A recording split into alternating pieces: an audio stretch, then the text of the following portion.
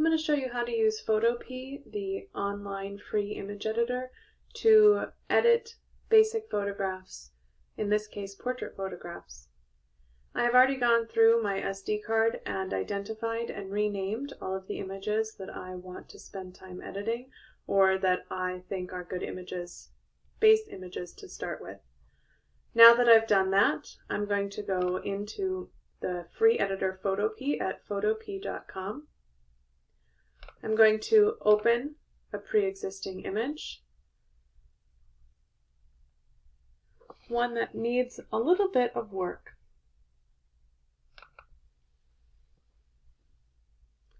I have an image here, but it is a little bit bland. The color is just a little bit off. I want to bump it up, maybe do a little bit of cropping.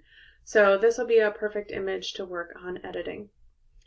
Editing photos in Photopea can be really quite simple in general when you're working with photographs and you don't want to be creating highly edited images. You want to keep it subtle. So no big changes, no knocking out backgrounds. We can keep it real subtle. My image has opened up here in my Layers menu. It is my portrait that I have pulled out of my file, and I can see right now it's a PSD file, which means that it is a Photopea document, or it's a Photoshop document, and it's ready to be edited. Before I'll be able to view this final image, though, I'll need to be sure to export it as a JPG. For photographs, it's really easy. In my Layers menu, which I can see if they don't pop up automatically, I can make that show up by going to my window, and I can make the layers show up. I'm going to go down to, at the bottom of the Layers menu, there's a few quick tabs. I can go ahead and click the EFF for, on the image right next to it for adjustment layer. And I'm going to see some options here that are things I can do to this image. Generally for a photograph, I'm going to be working with these middle sections. If the image is too dark or too light, or too low contrast, I can adjust the contrast. I can use levels to adjust the specific elements of my histogram, and curves is very similar. And then I can adjust the exposure to make it brighter or darker, the vibrance, the specific intensity of my colors, the color balance, black and white. Those are the general ones that I will be using. So if I have something specific in mind, I can go ahead and go straight to that, but it's also kind of interesting to just play around a little bit. So if I come into the brightness and contrast, you'll see I get this slider selection, and I can actually brighten up or lower the brightness of any particular image. So this image was a little flat. I'm going to bump up the brightness just a touch, but always keep it subtle when you're working on photographs. You don't want to really do too much to the image. I'm also going to, the face was a little bit flat, so I'm going to bump up the contrast just a little to bring some dimensionality in. It's already starting to look better. What's happened in my Layers menu is I have my background image, and now I have simply applied an effect over the top of that initial layer. So when I'm done, I can either save it or I can go on to the next effect. So down here I can click the adjustment layer again, and maybe I want to take a look at the levels.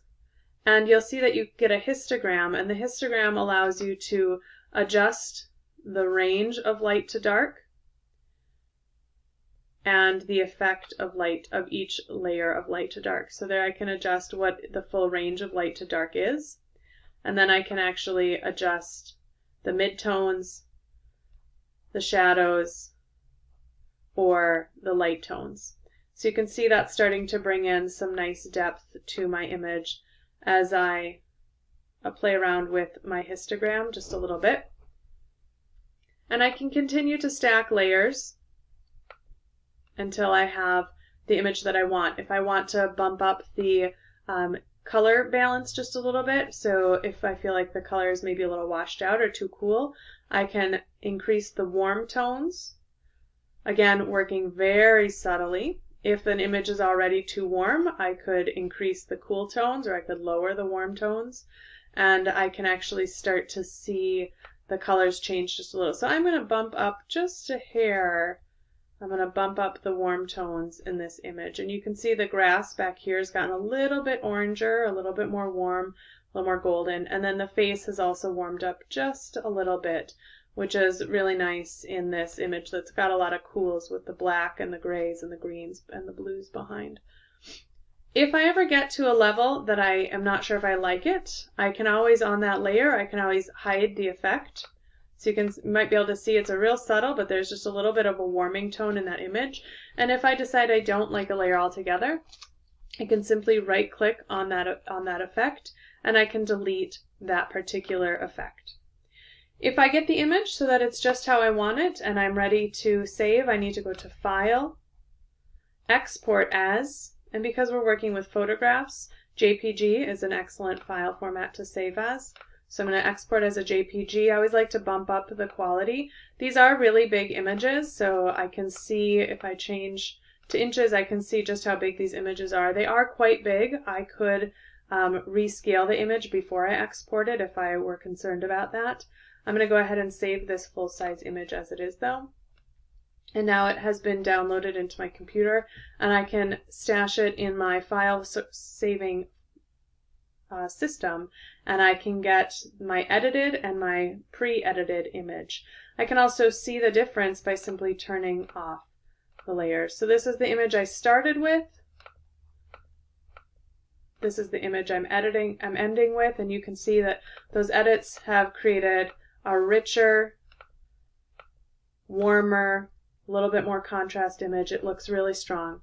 So I'm pretty pleased with this image, and I'm going to go ahead and add that to my portfolio collection for this photo session.